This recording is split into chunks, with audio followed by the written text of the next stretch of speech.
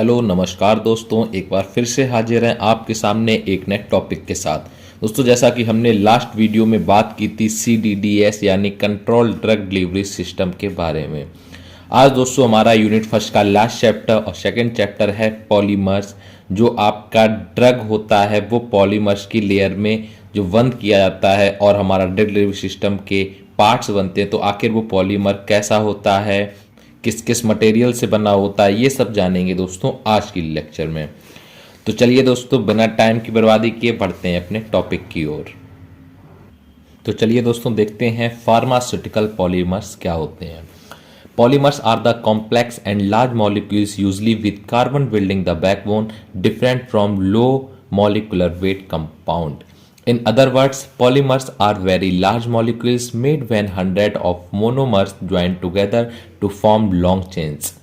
The word polymer is derived from the Greek word poly means many and meros means parts. यानी दोस्तों आपके polymers क्या होते हैं, बहुत ही एक लंबी चैन होती है जो छोटे छोटे बहुत सारे सैकड़ों हंड्रेड्स ऑफ मोनोमर से मिलकर बनी होती है।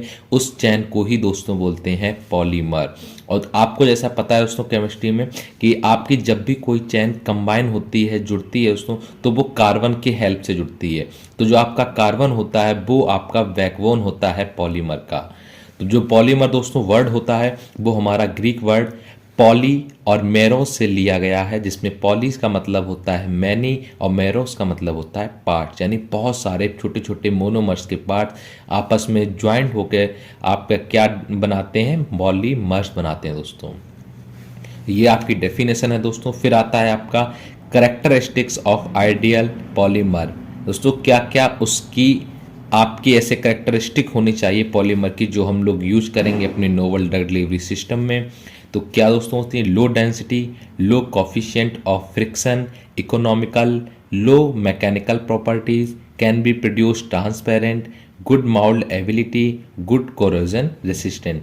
ये दोस्तों कुछ इसके करेक्टरिस्टिक्स हैं आपके पॉलीमर्स की। ये आपके उसमें आपके करेक्टर होने ही चाहिए पॉलीमर के, तभी आप उसको यूज कर सकते हैं अपने NDDS में या किसी स्पेसिफिक ड्रग डिलीवरी सिस्टम में। फिर दोस्तों नेक्स्ट हेडिंग आती है हमारी क्लासिफिकेशन ऑफ पॉलीमर्स। पॉलीमर्स के आपके क्या क्या क्लासिफिकेशन है दोस्तों। पॉलीमर्स के आपको क्लासिफाइड किया गया है 4 टाइप में। पहला आता है बेस्ड ऑन सोर्स, सेकेंड आता है बेस्ड ऑन स्ट्रक्चर, थर्ड आता है आपका बेस्ड ऑन पॉलीमराइजेशन, फिर फोर्थ आपका आता है बेस्ड ऑन मॉलिक्यूलर फोर्स। ये दोस्तों आपके 4 आपके वेज होते हैं जिससे क्लासिफाइड करते हैं पॉलीमर्स को। तो पहला देखते हैं बेस्ड ऑन सोर्स पे कि आपका पॉलीमर्स कितने टाइप का होता है। तो दोस्तों सोर्स के आधार पर हमारा पॉलीमर्स होता है 3 टाइप का। पहला नेचुरल, सिंथेटिक और सेमी सिंथेटिक। ये सब 3 टाइप होते हैं सोर्स का। तो नेचुरल क्या होता है, natural polymers that result from only raw materials that are found in nature. दोस्तों क्या होते हैं नेचुरल पॉलीमर आपके जो केवल रॉ मटेरियल के रूप में पाए जाते हैं और जो केवल नेचर से ही पाए जाते हैं, उनको नेचुरल पॉलीमर्स बोलते हैं। जैसे आपका प्रोटीन हो गया, रबर हो गया। फिर आता है आपका synthetic polymer. The polymer which is prepared by laboratory is known as synthetic polymer. जो आपके लेबोरेटरी में पॉलीमर क्रिएट किए जाते हैं, प्रिपेयर किए जाते हैं, वो आपके सिंथेटिक पॉलीमर कहलाते हैं। जैसे आपका पॉलीथीन हो गया और पॉलीईस्टर हो गया दोस्तों। फिर आता है आपका semi synthetic polymer. The polymer can obtain both natural and synthetic origin is called semi synthetic polymer. कुछ दोस्तों हमारे पॉलीमर ऐसे होते हैं जो नेचुरली पाए जाते हैं और उनको वो मतलब आपकी लास्ट स्टेज तक प्रिपेयर नहीं होते हैं, उनको फिर लैब में प्रिपेयर किया जाता है, तो वो आपके बोल कहलाते हैं सेमी सिंथेटिक पॉलीमर। जैसे आपका होता है सेलुलोज डेरिवेटिव्स। फिर सेकेंड टाइप आता है बेस्ड ऑन स्ट्रक्चर। स्ट्रक्चर के आधार पे हमारा पॉलीमर है वो फिर भी 3 टाइप का ही होता है आपका। तो पहला आता है दोस्तों लीनियर, दूसरा ब्रांच चेन, तीसरा आता है क्रॉस लिंक्ड चेन दोस्तों। तो आपका लीनियर पॉलीमर देख लेते हैं पहले। The smallest repeating unit arrange in straight line path is called linear polymer. फिर आपका आता है branch chain polymer. It contains linear chain having some branches is called branch chain polymer. फिर आपका आता है cross link chain polymer. It form from bi functional and tri functional monomers and contain strong covalent bond. ये आपके दोस्तों structure के आधार पे होते हैं आपके पॉलीमर्स के क्लासिफिकेशन। दोस्तों लीनियर क्या होता है, जो आपका एक सीधी रेखा में जिसके यूनिट को अरेंज किया जाता है वो आपके लीनियर पॉलीमर होते हैं। जैसे PVC हो गया हमारा, पॉलीविनाइल क्लोराइड। फिर सेकंड आता है हमारा ब्रांच चेन, जिसमें क्या होता है, जो हमारी लीनियर चेन होती है उसमें कई सारी ब्रांचेस होती हैं, इसलिए इसे बोला जाता है ब्रांच चेन पॉलीमर। इसमें आपका आता है लो डेंसिटी पॉलीमर। फिर दोस्तों आपका आता है क्रॉस लिंक, इसमें क्या होता है, हमारा बाई फंक्शन और ट्राई फंक्शन मोनोमर्स आपके कंबाइन होते हैं और आपका वो जुड़े होते हैं एक कोवैलेंट, बहुत ही स्ट्रॉन्ग कोवैलेंट बॉन्ड के साथ में, जो आपकी कहलाती है क्रॉस लिंक चेन पॉलीमर दोस्तों, जैसा आपका हो गया मेलामाइन। फिर आपका थर्ड आता है वेस्ट ऑन पॉलीमराइजेशन, जिसमें दोस्तों आपका पॉलीमराइजेशन पहला पार्ट होता है additional polymer. One form of polymer is converted into another form of polymer with loss of atoms या ion। तो इसमें क्या होता है आपका कि आपका जो पॉलीमर होता है वो एक फॉर्म से दूसरे फॉर्म में कन्वर्ट हो जाता है बिना किसी एटम और आयन के लॉस के, तो वो आपका कहलाता है एडिशन पॉलीमर। जैसा आपका इथाइलिन कन्वर्ट हो जाता है पॉली इथाइलिन में। तो आपका सेकेंड इसका पार्ट आता है कंडेंसेशन पॉलीमर्स। इस कंडेंसेशन में क्या होता है, one form of polymer is converted into another form of polymer without loss of atoms और आयंस। यानी इसमें दोस्तों होता है आपका जो पॉलीमर होता है वो एक फॉर्म से दूसरे फॉर्म में कन्वर्ट होता है बिना किसी एटम्स और आयन के लॉस के, जबकि हमारा एडिशन था वो हमारा उसमें आयंस और एटम्स का लॉस हो जाता है। फिर हमारा फोर्थ पॉइंट आता है दोस्तों based on molecular force. Molecular force के आधार पर पॉलीमर का क्लासिफिकेशन, तो ये भी आपका 3 टाइप का होता है। पहला होता है नायलॉन, सेकंड होता है थर्मोप्लास्टिक पॉलीमर और थर्ड आपका होता है thermosetting polymer.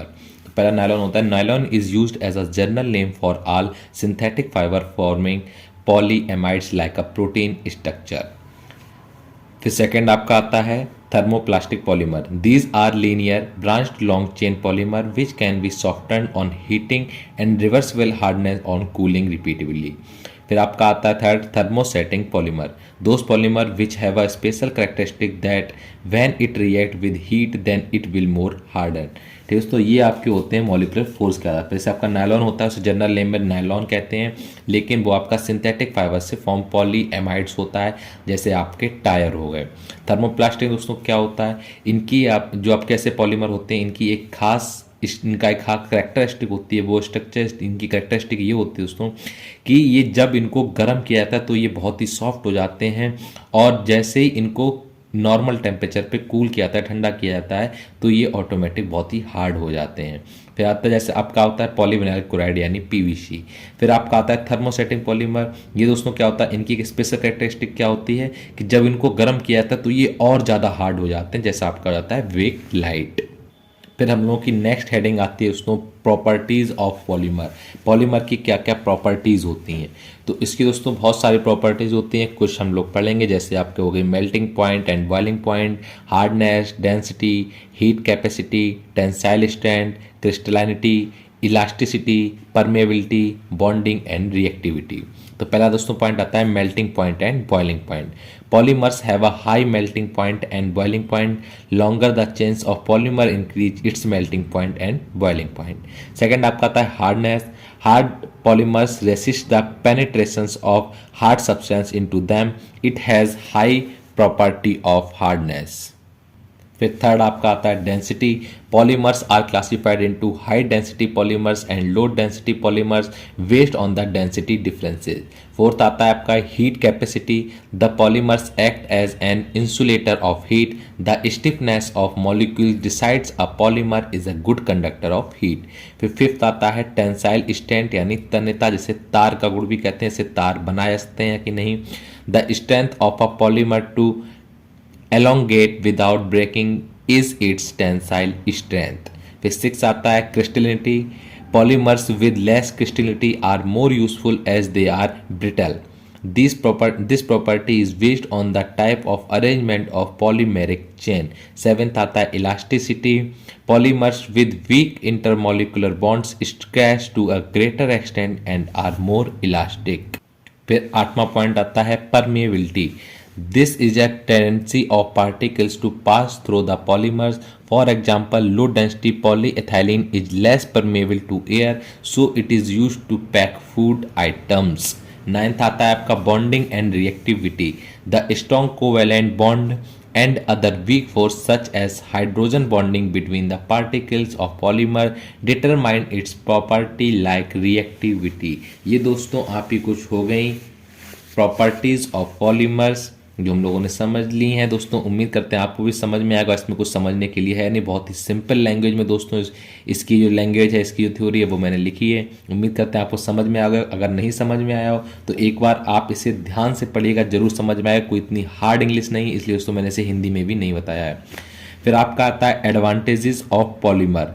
There are many advantages of polymer, some are given below. वो क्या क्या इसके एडवांटेजेस होते हैं दोस्तों। पहला आता है improve patients compliance, reduce side effect, biodegradable, low density, economical, good mouldability, low coefficient of friction, localised delivery of drug. ये दोस्तों कुछ इसके एडवांटेजेस होगा। जैसे क्या है, पेशेंट आपका शिकायत नहीं करेगा। पेशेंट मतलब आपको उससे ये चीज़ आर बार नहीं बोलेगा कि मैंने दवा खाना भूल गया या ये दवा में दिक्कत कर रही है। ये चीज़ पेशेंट नहीं बोलेगा कि मैं दवा मतलब कड़वी लग रही, ये चीज़ नहीं बोलेगा कि इसमें सुधार मिला। ये हमारा पॉलीमर का एक एडवांटेजेस है।